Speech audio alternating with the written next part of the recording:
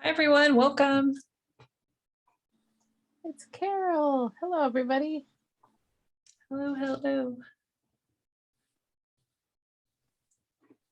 Carol came to my session this morning, so we got to chat afterwards.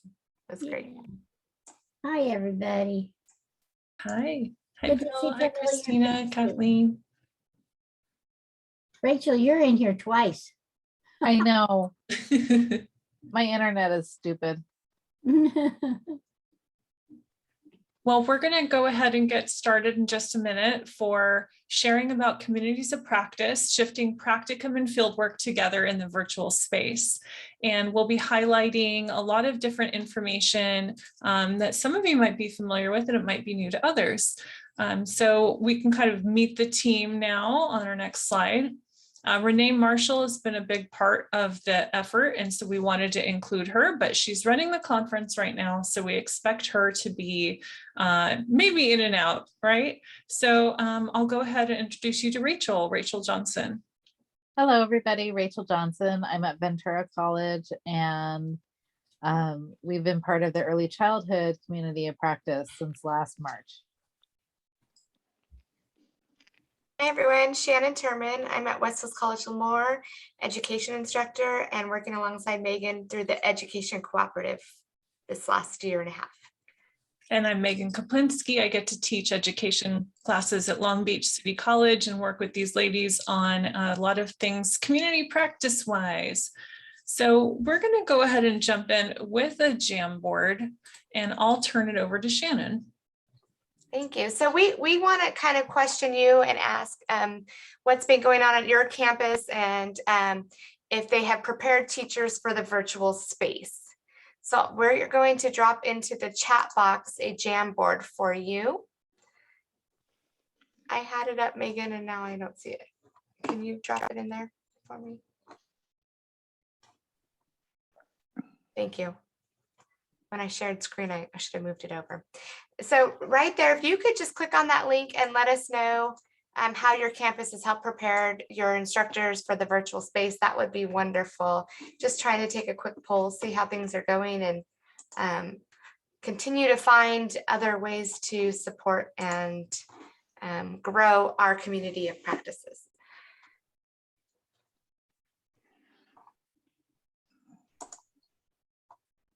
So I have a question about that, Megan, or Shannon, which one? I forgot which one of you said we were doing this. Either one of you. I have a question. Are you referring to this pre-pandemic and how we transitioned into pandemic online teaching? Because I was teaching online prior to the pandemic. Great question. I think that it could be all of that. Okay. So if we're thinking broadly too about our whole campus or our teacher prep programs and early childhood programs and combined ones, you know, what's going on from whenever timeline start point to kind of capture the big picture of your campus. Okay. So for example, I just popped on, you know, virtual fieldwork, which for my campus was new because of the CSU flexibilities. Right. But OER is something we hadn't done in our education classes until the pandemic. But it's not just because of the pandemic, but it helped out because students couldn't come and check out our books that we had on library loan, etc. Okay. So it could be something smaller or bigger, whatever you think. Okay, thank you. I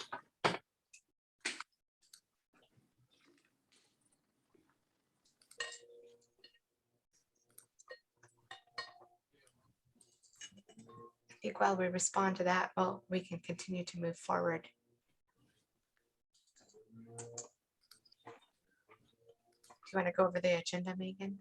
Sure. So as we continue to kind of start brainstorming ideas of something that really was preparing the future teachers virtually, we're going to be starting this presentation with a very short overview about communities of practice, because for this audience that may watch the recording or join us here live, not everyone knows about the communities of practice or not necessarily knows what's the next step. We'll talk about briefly the impact of what's been going on in the education fieldwork and early childhood education communities of practice. And then we want to work on planning for the future. It seems like the pandemic may have may last longer than we expect, but wonderful things are coming out of learning to pivot to virtual that not everyone has experienced before that may continue, new best practices that support our students in the future. So we're going to, in our community of practice for education, for example, be talking about MOUs and stuff like that, but we want to know what else the field needs. So we'll have a breakout talking about, what else can we do to support students. Then we'll go into our resources and contacts so that if you want to continue with the COPs or other groups that we're affiliated with, you can.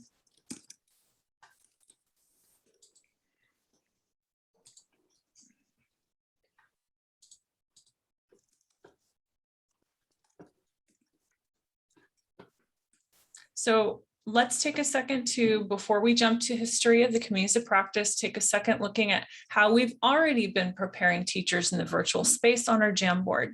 Virtual fieldwork, resources we couldn't use prior to being on ground teaching only.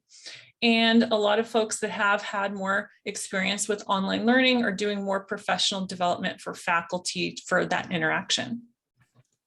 We'll continue to take a look at that. But let's give a snapshot for those that may be less familiar with the history of the COPs, and I'll turn it over to Rachel.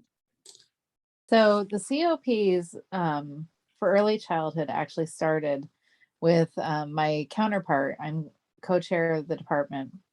She and I were talking about, going into shutdown. We actually have a continuity of care with our students. So I teach observation in the fall and I follow them into practicum in the spring, and she does the opposite.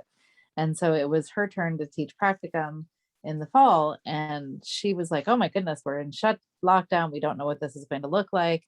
And we can't be the only college having to figure this out. And so we reached out to Renee, and that's basically how this began. Was we aren't the only ones having this issue. We should see if anybody wants to talk about it. And we had only planned for maybe 3 meetings. We were going to talk about what everybody needed. We were going to do a little advocating, and that was going to be it. Well, as we start talking to people, there were bigger issues that started coming up. So we had mentor program issues. We had access or lack of access to technology and what we needed to be able to offer virtual labs. So our advocacy efforts, where we wrote a white paper, we wrote letters to send out, we did a lot of advocating. That led into faculty also thinking about, what do I need as a teacher to be able to teach these classes? Because I may have only been an on-ground teacher before, and I don't understand what a Nearpod is versus a Flipgrid, and what is that Zoom thing? And so we ended up developing the communities of practice, not only to create like a place for people to come together, but also to learn from one another. And so our communities of practice started offering coffee chats where faculty were saying, this is what I need. And I would say, who knows what that is?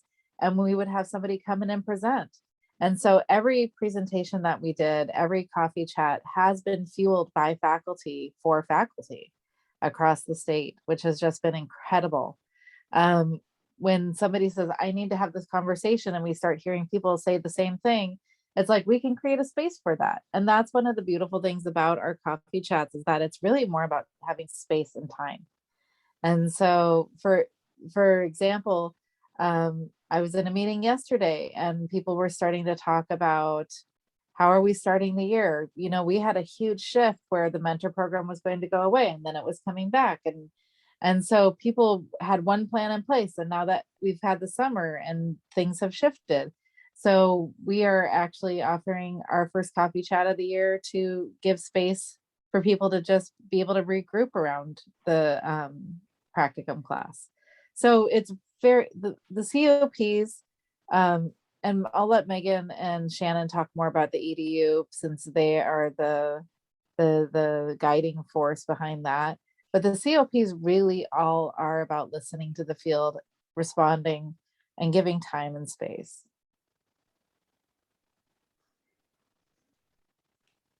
I would add for the education communities of practice that Shannon and I work with Renee on, and a group of other, wonderful people. We are responding to the field work going virtual. And so we'll be going into kind of some of the impacts that community practice gave a little later. And just one thing to add to all this is that it has been very much in need of what that community of practice needs.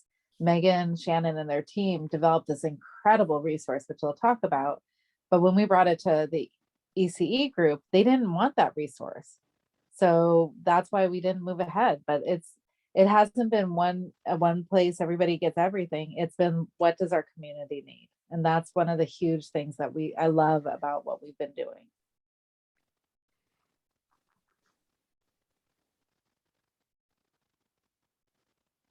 So I can add for this slide. We really fostered the sense of community during the pandemic, like Rachel has shared. Everyone came together and was very responsive to immediate needs in the field. But this wasn't just community colleges, it was other partners too. We had guests and members come, and still do, from the CSU, the UC, the K-12 system, and basically voicing about our needs in different platforms. And that community, like Rachel mentioned for the ECE community of practice, could be in a more formal meeting where we have guest speakers, or it could be in coffee chats, which the EDU community of practice called them Fieldwork Fridays. So we could really wrap our heads and build community and conversation in that time and space to connect. So really responsive, working on things from advocacy, training needs, anything was met with a timely response. So one of the goals we want to do today is think about what are the next things as the pandemic lingers on, and as our best practices need to always now include really high quality and responsive online teaching, like some have already done and like others have now got their feet wet with. And so after those first gatherings, like Rachel's group, both communities of practice continued much longer than anticipated. So we're looking into the future and trying to think about, where should we go? And these have been really impactful groups. So Shannon's going to share just a little bit of the impact it's made for various people who have given testimonials. Thank you. Yes, it's been interesting. And I actually just got an email from someone earlier, and I said, we're focused on all that had happened so quickly, but we've really had so many positives come out of something that could have ended it very negatively. And I think just not developing communities of practice, but the partnerships and the support that we've created across the state has been amazing to see, that we can continue to work together even when this pandemic is over, as far as creating together and developing and supporting. So we've had a wide variety of people reach out and let us know, just thanking for sharing strategies and resources, and what the CSUs are saying, what the chancellor's office is saying, and what we can do to continue to make sure that we're following the right steps and guidelines for our students to be successful and still have the requirements for transfer. So lots of thankful components. And I kind of want to highlight Doug in this next one. And it's a little long. I put his email in there and his testimonial. Doug found us on our Facebook page. He sent out a message, like a SOS call on our Facebook page. It was like 5:30 in the morning, and Renee and I were up and responding to him, and we got him connected right away. And Doug has not just been part of our monthly chats, but he's now participating in supporting the development. And so it's been amazing that, just a few of us have grown into a larger team of support and continuing to find ways to build in the components. So definitely been successful and supportive within the community, and just great to be able to work together to continue. So.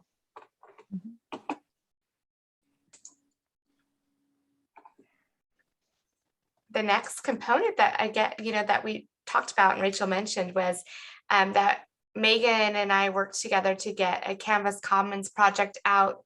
Many people have heard about that project where the 45 hours of observation are there to support for the virtual experience for our students. We'll continue to make updates and changes to that, but this is just a example of the next step project that has come out of that. And we'll be working on an OEI project where we'll take all of the OER content, ancillary materials, test banks, and so forth, and design a course that meets all of the rubric for the OEI components so that it's aligned for instructors to be able to pull off the intro to teaching course right out of Commons and have everything at their fingertips as far as the OEI is and OER is concerned. So we're looking forward to continuing to develop and pushing forward. So again, something else positive that has come from the impact of the COP and the impact of going virtual. So keep an eye out for that, and we'll continue to make updates at our monthly meetings.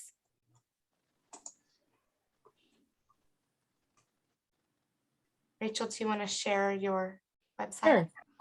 One of the things that came out of the ECE COPs was tons of resources being shared, much more than I had ever even imagined there actually being.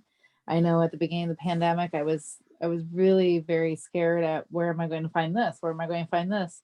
I guess my life is going to be on YouTube looking for videos, and I just was becoming a little overwhelmed with that. And people in every meeting, they'd be in chat boxes going, oh, well, there's this resource and there's this resource. Have you heard of this? Have you heard of this? And so I was like trying to capture all the resources and trying to figure out where am I going to keep them all. And so long story short, we ended up creating this website called the EC Faculty Collective. And this is where all those resources are being housed. And so there are video libraries on here. There are, for each of the classes, whatever resources that were shared, those resources are in that section. We had a lot of resources around anti-racist teaching, trauma-informed care resources. So anything that was shared, I've been putting it on this website. I will say I haven't this summer gotten some things updated, but I plan on continuing with this website and updating them. And it's just, it made my life, I will say, just for my own testimony, when I was teaching observation and assessment, if I couldn't find a video in our video library that we have that would represent what I was looking for, I could come onto this website and in 10 minutes I found a video, because I was able to go through all the resources that we had compiled. And so it's been an incredible, just for me alone, helped ease my fear of what teaching was going to be like. And we've since then, under the same name, EC Faculty Collective, we've opened up a Facebook group, and we have members on the Facebook group communicating. It's not a huge regular communication, but the other day I saw a letter about K-12. I was able to post that up on the Facebook group. People were asking recently, what are people doing for practicum in the fall with lab schools? And there was a conversation about that. And people were able to respond in real time, which was really a great experience. Just so, like, if I need to reach out to faculty, here is a group that I can connect to, who I've been a part of this community. And so it's just been this great resource. We encourage you to sign up if you haven't. We're always welcoming to our higher ed members so they can get the services and the support they need as we're moving through this time together. And what I think is really special, I'd just like to add to what Rachel shared, is how it's just a group of volunteers. This is completely faculty and staff driven. It's really a community effort. And so we all thank everyone who has given resources and shared information, because it's kind of like a hive mind. And so what a wonderful thing to have this kind of community and the ability to get things right when you need it from a bunch of friendly faces. Well, and I will tell you just a little side story. Carol actually did a workshop for the COP. And she did a workshop that focused on annotating in Zoom and using some different tips and tricks in Zoom. I have used that tool religiously since she had taught us how to do that. I had never known it existed. And I've used Zoom all the time. Well, we live on Zoom. And just that little thing has helped my teaching so much. And it's just those little things that we don't realize that what we don't know. And it changes our perspective and how we do things. Every time I go to the coffee chats, I take away armfuls of ideas and techniques and strategies and resources. It's the best group I'm involved in, to be honest with you. And I'm involved a lot of state level stuff that is great politically, but this is practical. Thank you. I love that, Carol. I think you tell teachers, oh, sorry, we can't help you right now. We'll show you how to get there, right? So teachers are quite resourceful. It's been great to see everyone come together. Yes. So we want to look at kind of some collaboration and what's come out of some of our steps too within our EDU COP and focusing in on some of the collaboration. What else drove us through this process was looking at stackables. Like that was something that we hadn't fully created in a lot of districts. And so that was a collaboration that just took off between both of the COPs. And we've been able to really highlight and build from there and create opportunities across community colleges that may not have had the opportunity before. So that's been a really great takeaway of collaboration that we've been able to focus on. Some of the other components that we've been working on that we're still trying to get through and we'll continue to focus moving forward on is communication letters and MOUs with our partners, right? As we begin to go back to the classroom with our students, we also know we have to start preparing for that as well. So thinking about the language that will be in our MOUs, how we can use students to help us advocate to get students back into the classroom, and really how to develop a clear communication path between our K-12 partners. So what are options that we can do? We've talked about attending different district board meetings, developing larger advisory committees at our colleges with incorporating those district partners, attending board meetings where we can. One thing is great. I think a lot of board meetings are still virtual, so you can still log in virtually and still stay connected to your K-12 partners. A couple of MOU links. We created a couple of them.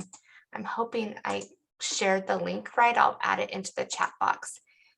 This is the MOU that I created last year that we're using within our K-12 districts now.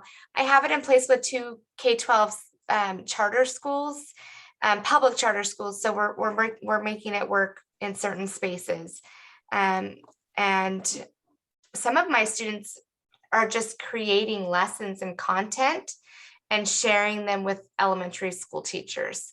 So they're still getting some time and practice there without being with students yet, but there's different opportunities that you can use along the way. And I've really been big on trying to keep that communication open. So I use a communication letter here as well that I just added into the chat box. Hopefully you can open those. And that just helps support those, our students that are able to get out there, and then start building forward in getting new policies, new procedures in place as we move forward. Health and safety is going to be a huge part of that process and what that looks like. So I think as we go back to campuses, things will start to change. So for our college, we are back face-to-face in person now, which has been awesome. I've lost my voice from talking loudly through a mask all week, but it's been wonderful having students back in the classroom. And I think the morale for many of our students was up this week because of that. So again, working on safety policies and health policies with them in the classroom is helping us prepare them to go back to K-12 for those observation times. So really finding ways to build those solutions in. But really, we've focused so much on the emergency response, but been able to develop and create beyond a community and just use that synergy to kind of propel us forward into thinking of new ways that we hadn't planned on, and activities and opportunities to continue to grow our programs together. So I think most of us at the community college tend to have one instructor, one full-time instructor with some part-time instructors. So being able to bounce ideas off each other has been wonderful. Kathleen? I have heard you a couple of times today mention your students doing their K through 12 observations. So we have an ADT in elementary teacher ed, and our course outline says it has to be in the K through 5 classroom, even though Ed 1 is specific to K through 12. How are you doing that and staying in compliance? Where my students are only going to elementary classrooms. Oh. So yeah, we, as far as those 45 hours, yes, yeah. It's elementary ed. Okay. So, but my brain is always on K-12. Oh, that's so, okay. I got hopeful for a minute. Yeah, no, I wish maybe that could be something we can change. But I know that's definitely something everyone would love to change. I know at my campus, we created a class that starts this fall for intro to secondary ed. So we'll get to place up to high school, but it does not articulate anywhere. And it's only tied to a certificate, which is great, but it's a brand new certificate.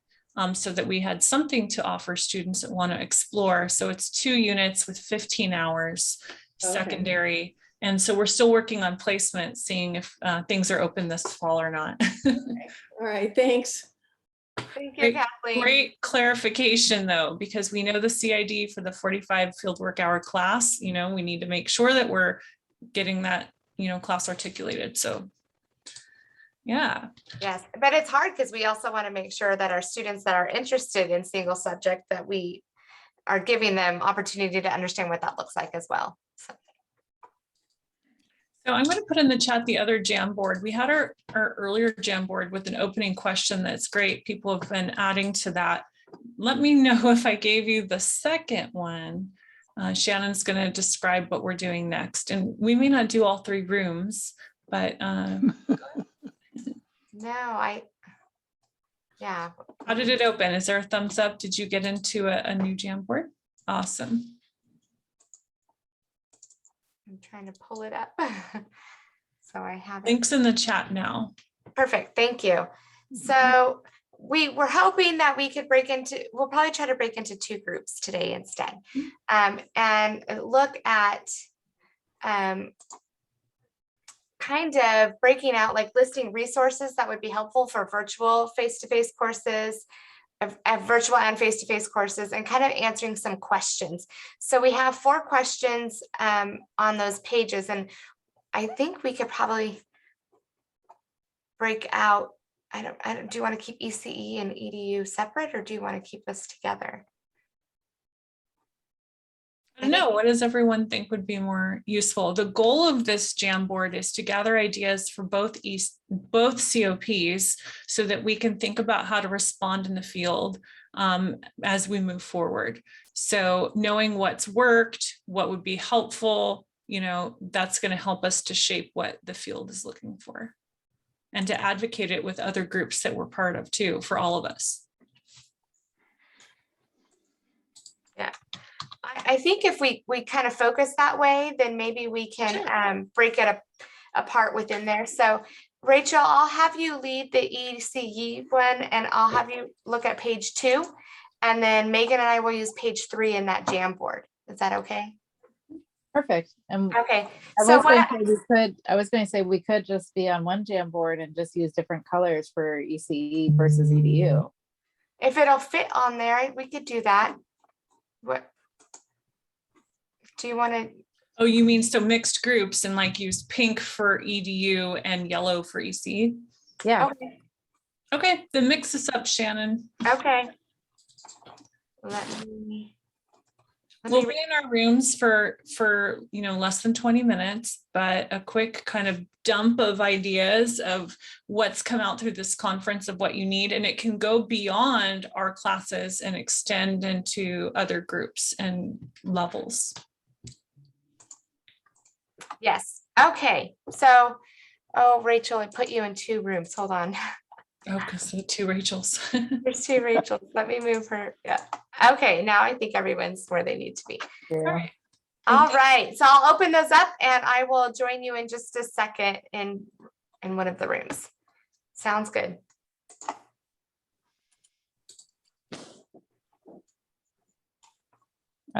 My volume's just going to stay here, so I'll go on computer audio. Okay. Oh wait, no, it'll let me join there too. I added both of them in one room. Okay.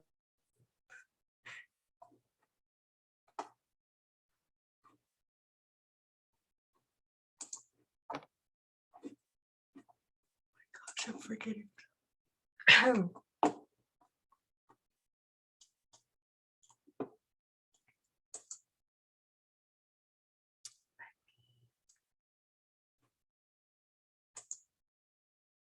Something I didn't get to say in my group, which is probably good that we're saying it here.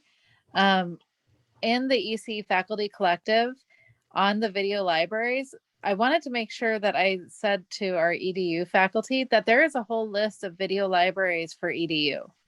So on top of what Megan and Shannon have done in their Canvas Commons. Canvas Commons, there's a whole list of additional video resources available to you. So make sure that you're using those as well. Also, Awesome. I don't know if the rest of you have done this, but Rachel has posted some of our trainings that she recorded during our sessions. Are you doing that on the other one too? Yes. So I think Okay. both types of both of the communities of practice have recordings shared on the CCC TPP website, since they're kind of offshoots of that main group. Good. For sure. I know They're all one. posted there. Yeah. Good. I know one takeaway from our room was, having a certain type of guest speaker to talk about OER pathways, how to do it, how to get started. And that would be really awesome if it was for both of our groups. Anything else to share before we wrap up with a couple quick announcements? A lot of our takeaway was needing more communication with other school systems and other colleges, and that we need more clarity when there might not be clarity. We talked a little bit about that too, I think. I think though, I've been thinking about like an overall directory of, and then communication spots. I think the CCC TPP website has started that. So there is opportunity there. I think we can continue to expand it in one place for everyone. Rachel, that letter you were starting to read when I came in, is that available somewhere about the field work? It's been going around, and I posted it on the EC Faculty Collective on the Facebook group. So if you're on Facebook, it's there. If not, let me know and I can send it to you. Okay. Rachel, is that the CSU education field work? Yeah. Oh, Yes. I would love to see the whole thing. I've only seen a screenshot. Yeah, that's what everybody was saying in my room. It's like a secret doctrine. We're like, we want the PDF. We feel special when we have the original. Rachel, Awesome. we talked about keeping up to date on the TPE and TPA work that's being done by 2 design teams, and how to search the OERs. Yeah, taking us through the best way to search. So those are some more of the things shared. These will be awesome things to dive deeper into. And I'm sure as soon as we're into a bigger group, we'll have even more ideas. And once everyone's fall semesters begin with students, we'll have even more needs that arise. Just to share some more ways you can continue to be part of these groups and related groups. The next CCC TPP meeting, which will be monthly on Wednesdays at 10 to 12 this fall, is on September 15th. The education community of practice is doing 3 key meetings September 17th is our next meeting at 10, but we don't keep the same time. We'll go to noon and then back to 10. And the coffee chats, Rachel, I'm not sure if you have your first date to share, but I have TBD so far.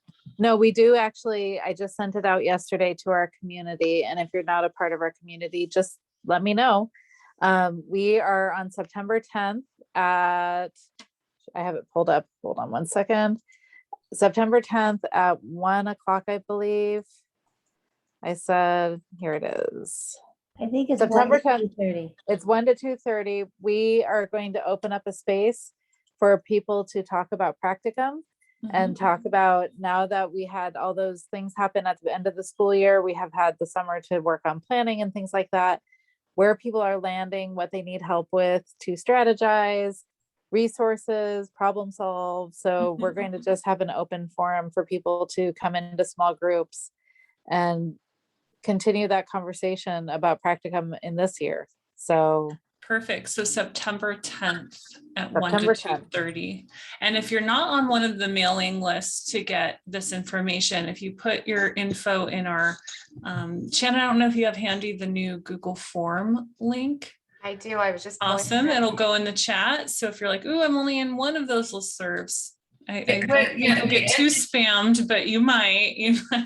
The Edu Fieldwork, ED, is that the 4-year level, or I'm not sure what that is? This is the community college education field work Oh, group. So it's like the Okay. ECE who works on practicum. On the other Okay. hand, you have Shannon and I leading a group talking about virtual field work and other things for the education students who are often on the AAT elementary teacher ed. They have a 45-hour fieldwork course, or there's a few other fieldwork electives that we Okay. offer.